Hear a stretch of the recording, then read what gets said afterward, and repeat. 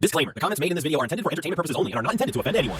I'm helping you with your Trump derangement syndrome. Let me interpret. I don't have Trump derangement syndrome. Trust me, I'm not a Democrat. So don't. Your job as a reporter is to report the truth, not manufacture lies. Hello and welcome to another video. Let's hit that like and get right into the video.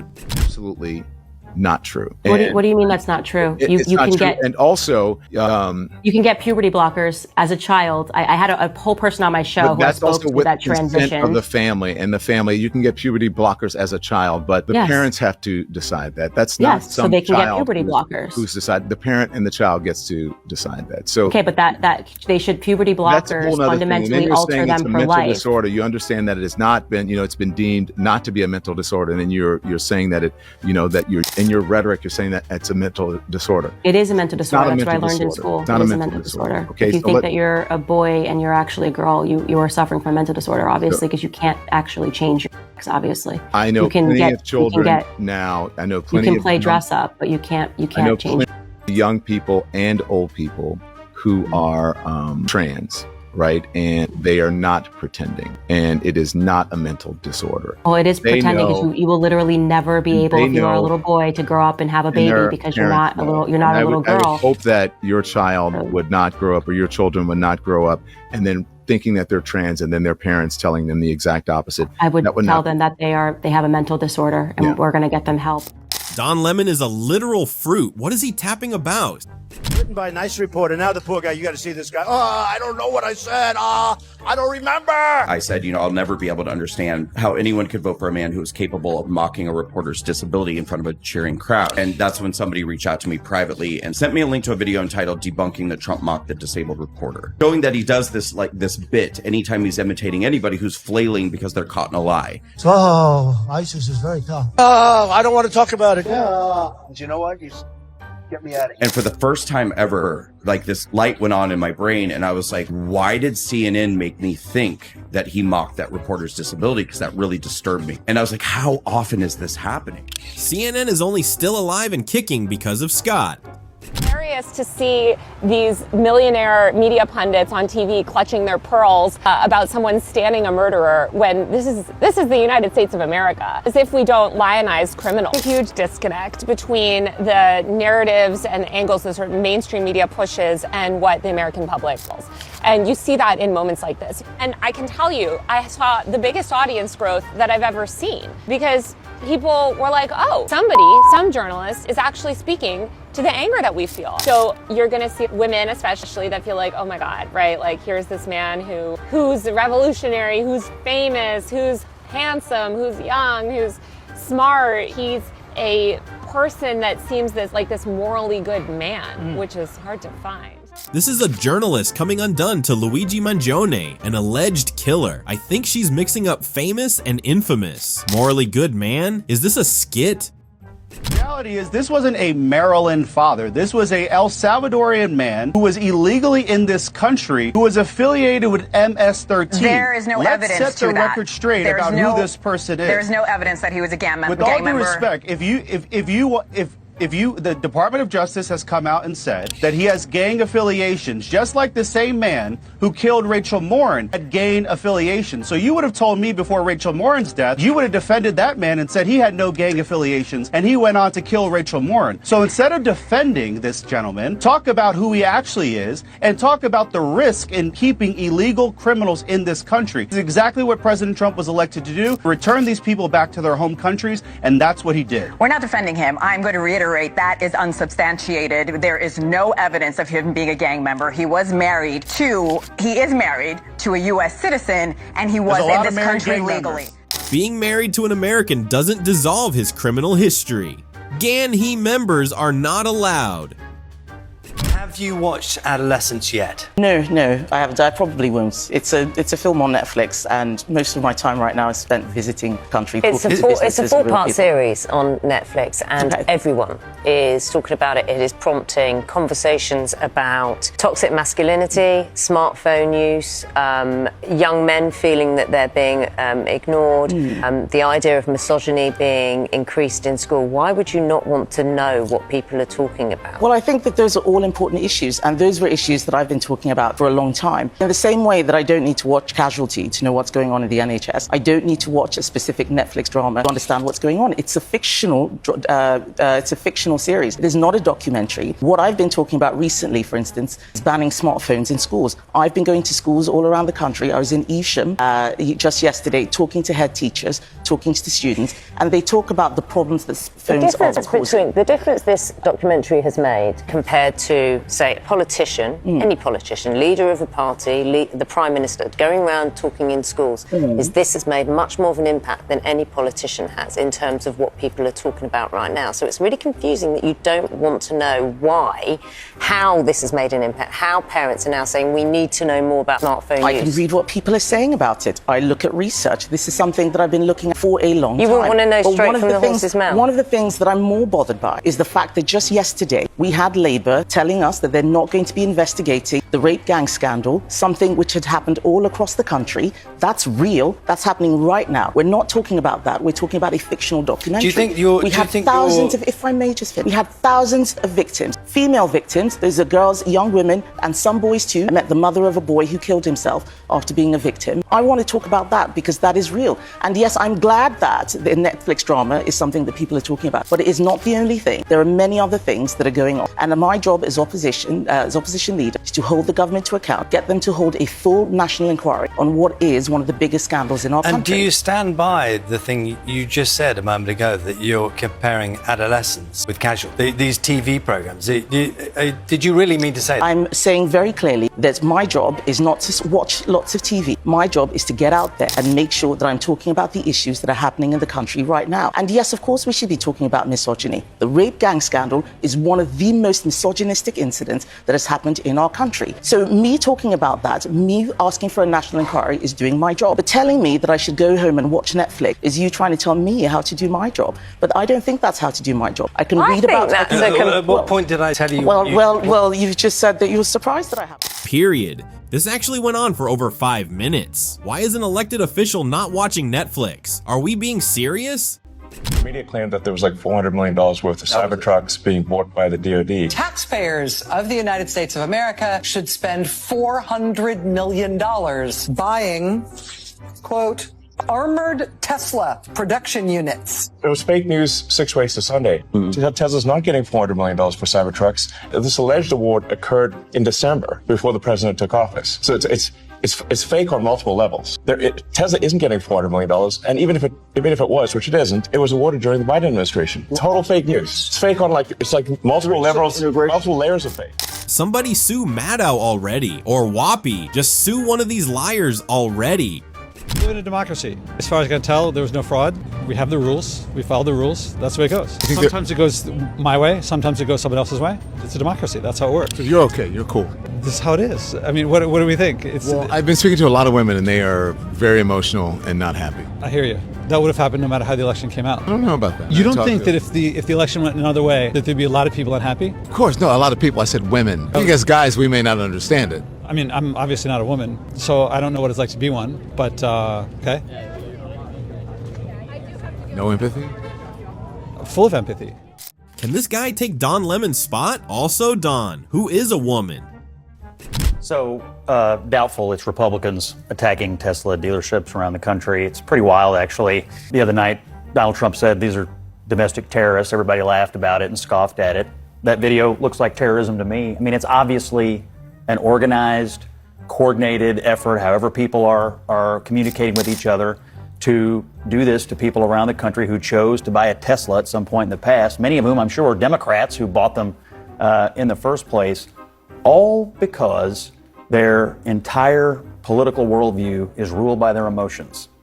And that's the American left right now. It is one angry mob after another willing to take things into their own hands, up to and including keying, firebombing, and otherwise vandalizing cars and car dealerships and charging stations. It's outrageous. It is terrorism. People ought to be put in jail. jail and left there for a very long time and be taught a lesson. So when they do it to a Tesla dealership, it's really bad. But when they do it to the halls of Congress, we should pardon them. Is that your position? No, I've never. I don't Are support. you okay with the January 6th pardons? I know you haven't been around for a while, so let me educate you about my position about January the 6th. I'm so sorry. Let me educate you. No, you don't need to patronize you don't need to. You don't need to be condescending to me. So let me educate you about my position. You want to attack me? Let me finish it. Let me finish it. Let me finish. Let's do this January 6th and then near it. I'm sorry you're getting emotional. I'm sorry you're a condescending person who hasn't been paying attention to what I do. Okay. Stop, guys. So here's the issue. I didn't support what happened on January the 6th and was one of the first Republicans to call it out. I don't support the pardons. I have repeatedly, just like my friend Ashley here, said that no violence in our political system is acceptable. But this right here, what's going on with a guy who helps our country, who runs successful companies, who doesn't have to be doing this, and now one of his companies is under systematic terroristic threat and violence all over the country, and people seem to be laughing about it or fine with it. It's outrageous. I've sat at this table and had people say, we should cut Elon Musk from the government totally. He rescued our astronauts today. Is that what we want? The treatment of this guy is outrageous. These people who are doing this need to be found, put in jail, and made an example of. That's my point. Anyone who commits violence against Tesla or Congress or anyone else should be put in jail, 1,000%. But that should not stifle dissent or opposition from Elon Musk. Give it a little lip service. Give it a little both sides. Go ahead. No, John, we're so both sides here. I'm so sorry. I'm so sorry to say that people are legitimately upset at Elon Musk, and they're doing it on their own, but there is no reason to have violence in the country. But I just wish all of us would support criticism of, or would support punishing people who are violent wherever they are. Did she drop her mug? That must have been a roller coaster. Of Justice does not work for the president. Yes, the Department of Justice works for the American people. No, it works for the executive branch. It's in the Constitution. It exists in the executive branch. The lawyers of the Justice Department work for the American people. You're acting like it's an independent branch of government. It's in the executive branch run by the president. Yes, but the lawyers of the Justice Department work for the American people, not for the president of the United States, not the person in the office. So you don't think anyone in the executive branch is bound to the head of the executive branch? No. Here's the difference. Here's the difference. So no one works for the president? Are you guys planning a coup? You have to be really careful out there. You do. We've had six consecutive days of Did I actually? Okay. All right. That was a Freudian slip, but we're going to pretend like we didn't hear it. Someone is getting divorced. This president and this administration can accuse somebody of being a terrorist and accuse any one of us of being a terrorist and accuse any one of us of being a terrorist and do with us what they will. There's due process that exists in this country for everybody. And the fact that this man received no due process, was effectively disappeared to a foreign country, a country which he came from, which he was basically he got it's not asylum. a foreign country. He lives there. Excuse me, no, he does not live there. He's a citizen of El Salvador. Scott, excuse me, he got asylum in this country. He's a citizen. Scott, does he have asylum? Excuse me, let me finish. No, he doesn't. No, it's not that he. Sorry, it's not that he got asylum. He got a judge to say that he could not be. Does he have a deportation order? Excuse me, he could not be. Can you let me finish? He could not be. He could not be rendered back to El Salvador because he was at risk of being harmed in El Salvador. That is what a federal judge. That is what a federal judge. By who? Who was he at risk of? Excuse me. That was what a federal judge said. He could not be deported. He could not be. Who could he be at risk by? I don't know. But a rival gang. No. Excuse me. Excuse me. Stop. Do you really believe that this guy's an MS-13 member? Because I've got two heads of state telling me that they believe it. I will never get tired of watching Scott Jennings school these losers. You're tempting me to say some very harsh things about some of our media friends. Yes, it is true that many of the people in this room for 4 years failed to cover the fact that Joe Biden was mentally incompetent and was not running the country. It is also true that many people in this room who have used this talking point that Elon is not elected fail to understand how government works. So I'm glad for the opportunity for a brief civics lesson. A president is elected by the whole American people. He's the only official in the entire government that is elected by the entire nation, right? Judges are appointed, members of Congress are elected at the district or state level, just one man. And the Constitution, Article 2, has a clause known as the vesting clause, and it says the executive power shall be vested in a president, singular. The whole will of democracy is imbued into the elected president. That president then appoints staff to then impose that democratic will onto the government.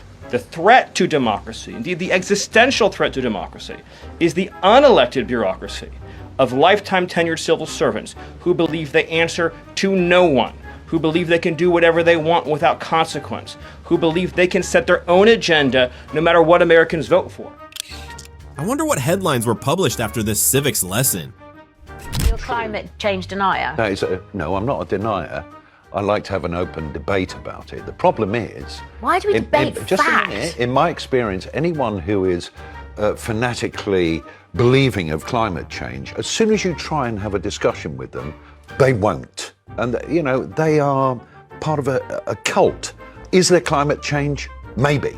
Is there not climate change? There's climate Maybe. change, there's no doubt. It's a question of how much of it is human. Hang on a minute. Records only go back 185 years. Well, I mean, how do we know? The thing is, Trump. Well, this what's is Trump your as well. degree in climate change science? I have an inquiring mind. Right, but scientists who, Do you? I do, and I trust scientists who are leading their field I've got some at that homework for rather you. than you. Climate the movie, YouTube, some of the world's most eminent scientists who are not in the pay of the green agenda. Isn't it in a conspiracy 1 minute, theories 19 always come seconds, from 1 hour, YouTube? 19 minutes. Honestly, Gemma, go and watch it.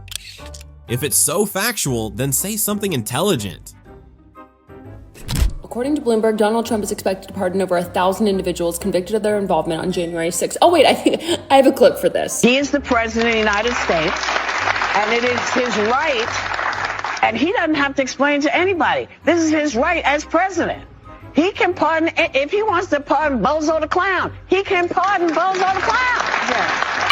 Yes, look, did you think that one would hit as hard as it did when you said it? Of course she didn't. I do have a second thing, Patricia, I really need to know. One of the things that I've been finding, we got into it a little bit in the discussion, but one of the issues that we're having is, and it's something here, I need your help on something. I need your help because all I seem to be doing lately is fighting back against innuendo and rumor stories. And this is what I seem to be fighting about all the time. In fact, Patricia, part of it is with you. I'm sure. And I just need your help because when you start headlines with, there's a rumor going around and that we've heard that hurts my veterans. That scares my veterans. That scares my employees because it's not true. Will you commit to not doing that in the future? Well, there was a DOJ representative that day. I have a VA employee who is our DOJ liaison. You knew that and you could ask that question. I did ask that But question. when you got the answer. But my question here is, I need you to commit to not starting off rumors began circulating. I mean, well, if that's it's either true or false, Patricia, and then you go to Patty Murphy, saying that we've heard and we have DOJ may have barged into the VA today. Unconfirmed hearsay. You know what you'd have done if I was a member of Congress and probably done that? Unconfirmed report. But you didn't put unconfirmed report. Right. So, Patricia, I want to work together with you. Okay.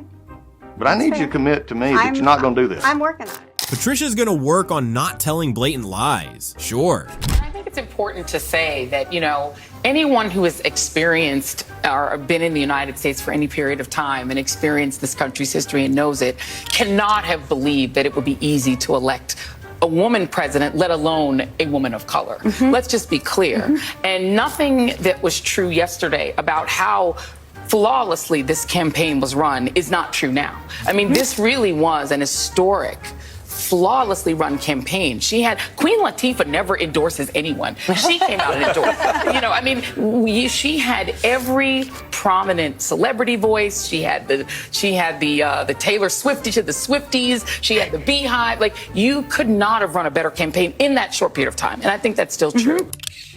Man, guys, I mean, read the room.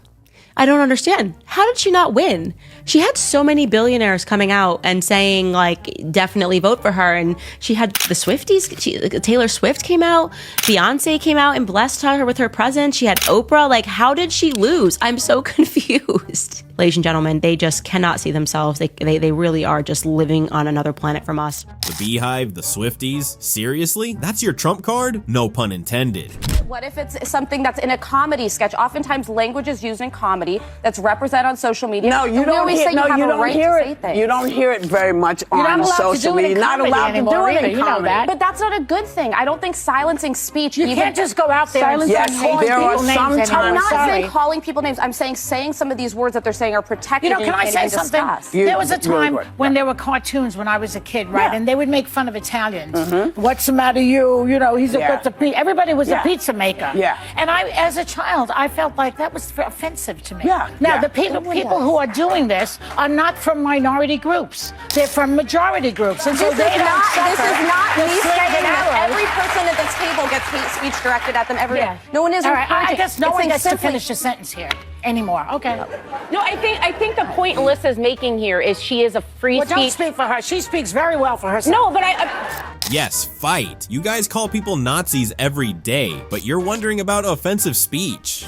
You cannot just go and say, I like it, it's mine now. It doesn't work that way. Well, that is what they're trying to do. And in this new world order, absolutely. When they're looking at Greenland and say, I like it, I want to take it for mine, that is a very colonizing attitude. I have never ever said we're going to go to Greenland and, quote, colonize it or steal it. You're not a member of government, so you're irrelevant at that point. I'm talking about the president of the United States doing that. You got fired from your job. You can agitate.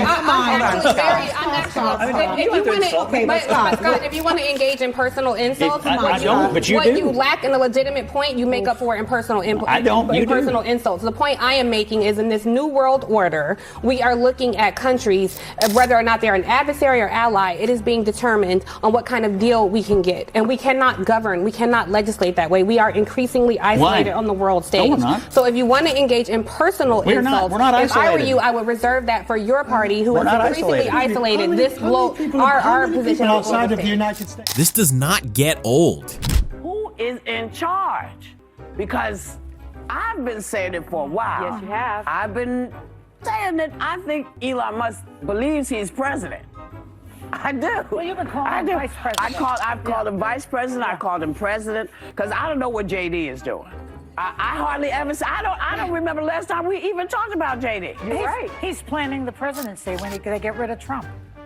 So you think it's Musk Vance? Possible.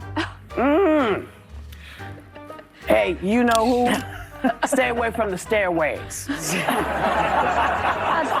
Because, people put the leg out to trip you going down the stairs.